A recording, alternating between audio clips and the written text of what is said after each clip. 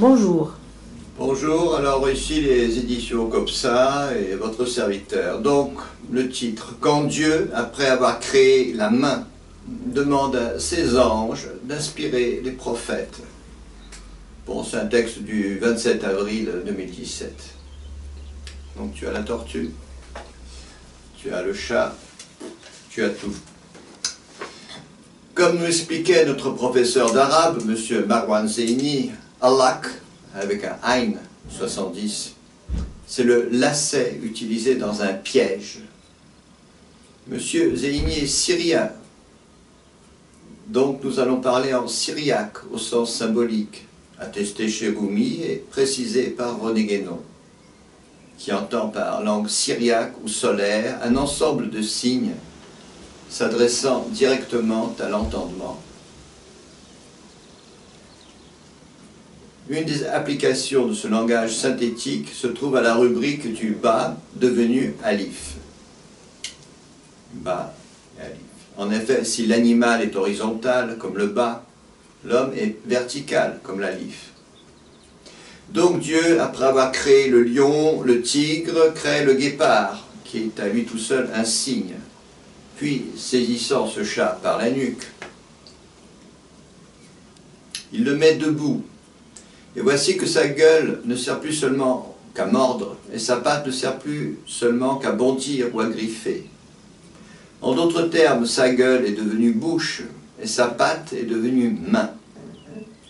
À partir de ce piège, la nature animale arrivait à sa perfection. Comme dirait notre ami le bûcheron, en montrant son chat chiné, il n'a pas besoin d'évoluer, lui, il est parfait. Donc le piège est sous-entendu par ce lac ou lacet qui fait tout le sel de la sourate 96, donc du verset 2, où Min Ha'arakin renvoie donc, via ce lacet, à ce rayon solaire, en plus sanskrit, la Brahmanadi.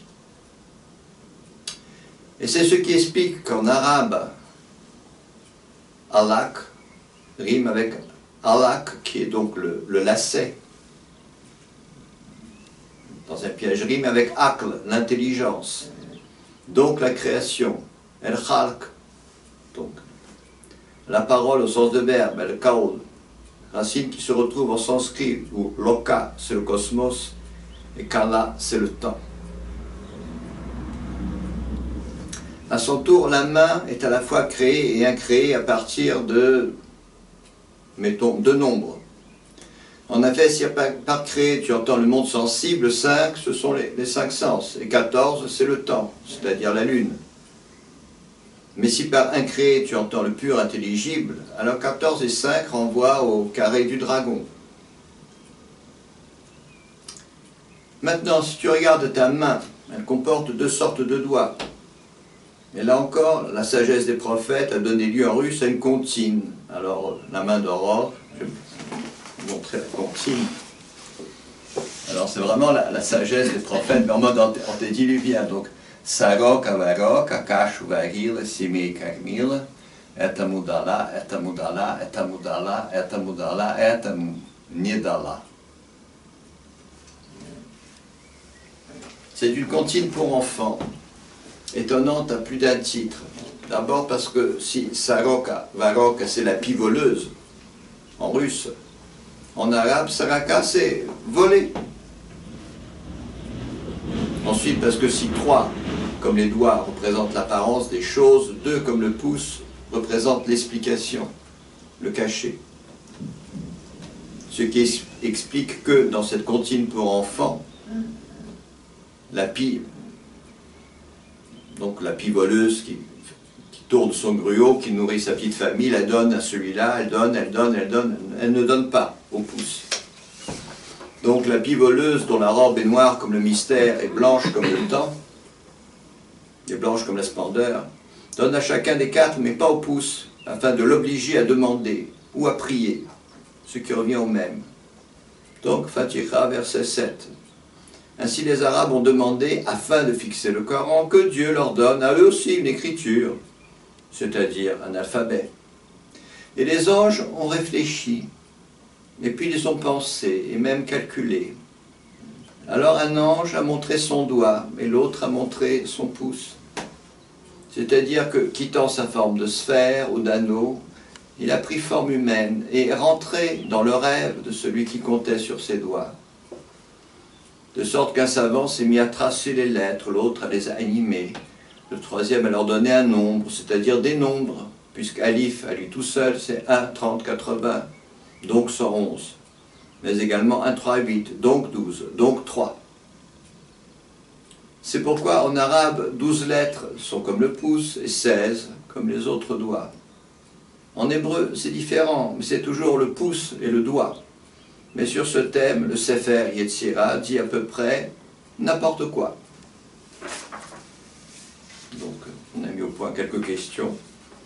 On va s'amuser. Donc, en reprenant le texte, bien sûr. Hein. Donc, oui. Si tu pouvais nous dire, qu'appelles-tu un ensemble de signes? Comment est-ce qu'on peut le comprendre? Alors, voilà. Bon, tout ça, c'est les planches qui se trouvent dans nos travaux. Cette lettre, c'est un Ain. Vous voyez bien que c'est la lettre B. B, C, D. C'est exactement la même idée. Donc, si tu veux, ça, c'est le corps, le Nun. Et dans le corps, il y a l'esprit et il y a l'âme. Alors, quand on développe ces deux-là, ces deux petits sont-là, et on la coupe, elle sort. Ça, ce sont deux vaves, deux V, quoi, en mode spéculaire. Donc, ce sont des choses, enfin, tout part de la lettre B, quoi, c'est directement compréhensible. La lettre B, donc, il y a deux choses qui sont liées entre elles. C'est un ensemble de signes. C'est symbolique, c'est-à-dire que on donne à voir, pour parler comme l'intellectuel ordinaire, mais c'est synthétique. Ça veut dire plusieurs choses en même temps. Ça peut être la tête et le corps, ça peut être la femme enceinte, ça peut être, comme le dit, l'esprit et l'âme. La lettre Ain, de valeur 70, c'est l'esprit et l'âme. Et donc, Allah, le lien, qui veut dire le lien, parce que c'est tout ce qui relie, c'est toute une connexion, toute connexion entre deux choses différentes, entre la terre et le ciel, entre l'âme et l'esprit. C'est Allah. Voilà, c'est bon. Donc, on peut peut-être répondre à une deuxième question. Enfin, tu peux peut-être répondre. Donc, qu'est-ce que le sel Comment tu l'entends? Alors, le sel, le sel dans les évangiles, ça veut dire la gnose. Parce que l'évangile, c'est quand même très ésotérique. Même toute l'histoire de Jésus-Christ est ésotérique. Bon, né de la Vierge, un ange, bon, c'est l'ésotérisme. Alors, voilà, donc ça veut dire en fait la lecture, enfin en profondeur d'un texte.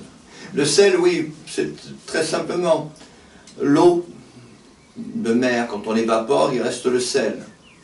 L'eau, c'est l'ensemble des formes dans laquelle on doit comprendre l'ensemble des recherches qu'ont mené les érudits, qu'ont mené toutes sortes de théologiens, ou d'oulémas, ou de rabbins. C'est l'eau, c'est l'eau, c'est l'eau. Parce qu'ils ont cherché, ils se sont cassés la figure, ils sont remontés, ils ont redescendu, ils ont écrit des traités, ils sont devenus célèbres, ils sont morts.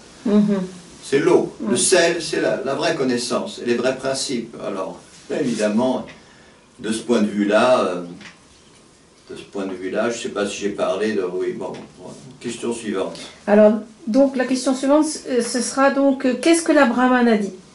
La Brahmane a dit, tu as quelque chose pour cet animal-là? Une prise de vue? Regarde comme il est beau.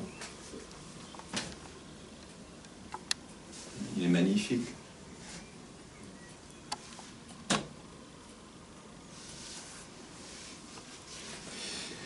Alors, la Brahmane a dit, c'est, si tu veux, ben voilà,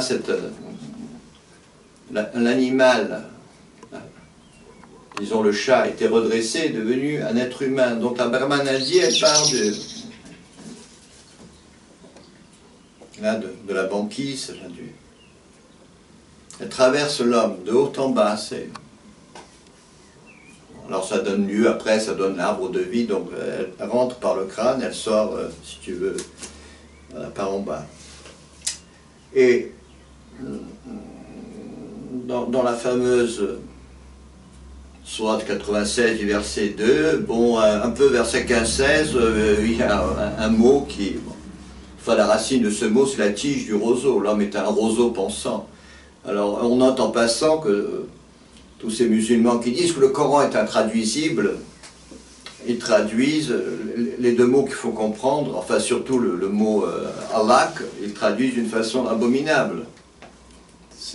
Alors, c'est pas la peine de dire que le Coran est intraduisible. Si tu traduis Allah par adhérence, tu n'es qu'un âne. De même, bon, l'autre mot, il est question, Dieu va te saisir par le toupet. Mais enfin, ce mot veut dire un roseau, une tige de roseau. Une tige de roseau que tu déracines. Parce que ce soit dans l'extase ou la révélation ou dans la mort, bon, ben, tout simplement, la plante humaine, elle est déracinée. C'est ça que ça veut dire. Alors, ces ânes battés qui nous fourguent le Coran, il y a cette traduction abominable, il n'y a que ça, tout au long des traductions. Alors, si tu dis que c'est tellement intraduisible, au moins quand tu traduis, réfléchis avant d'étaler ton ignorance.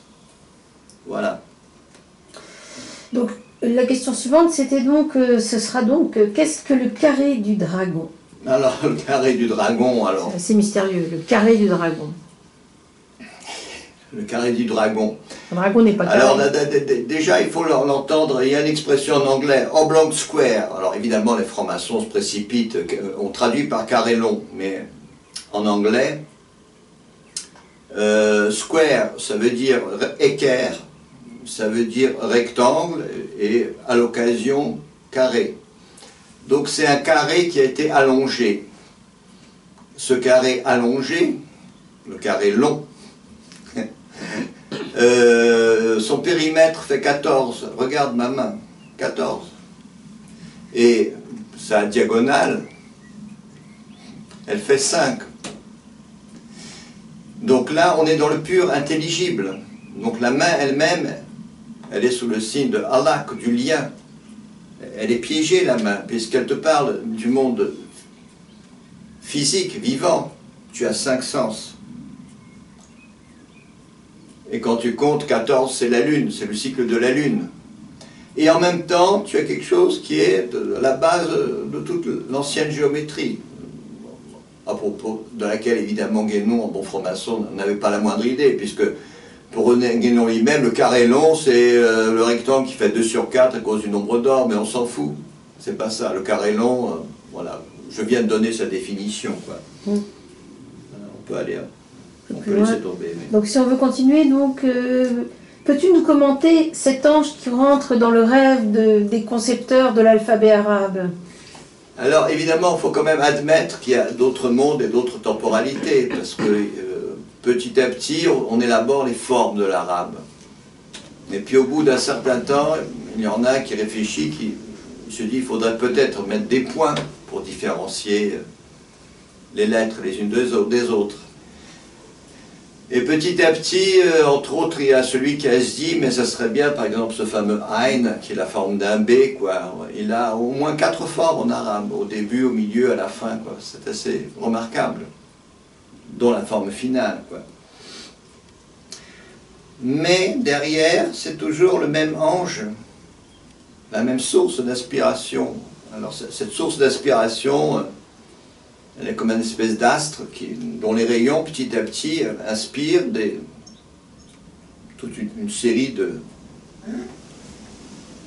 de personnes qui sont dans les dispositions requises. Et au bout d'un certain temps, on arrive à cette merveille qui est l'alphabet arabe. Mais au bout d'un certain temps. Et puis dessus, il y aura un certain nombre de voiles, parce que les proportions données par Ibn Muqla, bon, c'est des proportions, elles sont esthétiques. Elles sont purement esthétiques. Donc, l'ange, quittant sa forme de sphère ou d'anneau, voilà, il rentre dans le rêve de ceux qui l'aspirent. Mais c'est un ange. Et en dernière question, j'avais donc, pourquoi dis-tu que ce célèbre traité vénéré par des générations de kabbalistes dit à peu près n'importe quoi? Pourquoi cette affirmation? Le Sefer Yetzira, il est incapable d'exposer comment est construit l'alphabet.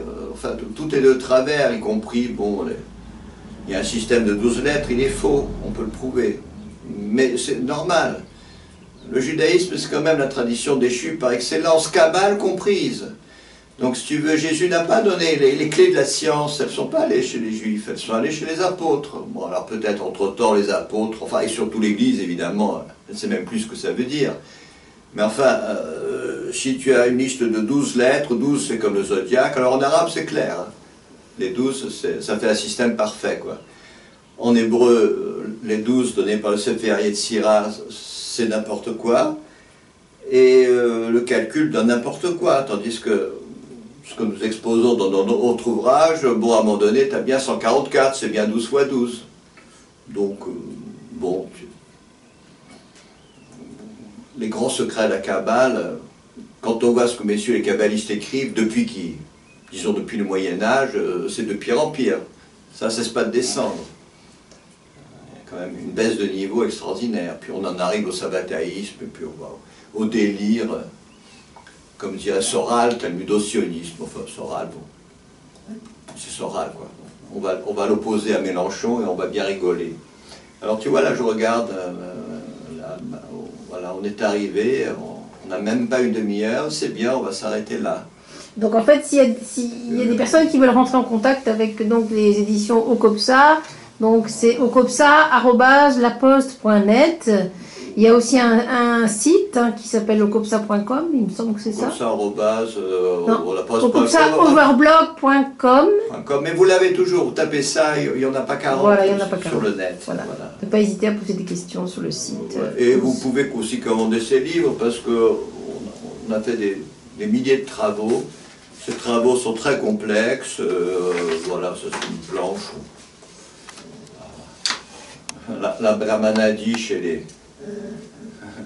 La Brahmanadi chez les hindous, c'est ça. Bon, chez nous, ça serait ça. C'est extrêmement complexe. On ne peut pas tout dire, là. On cause.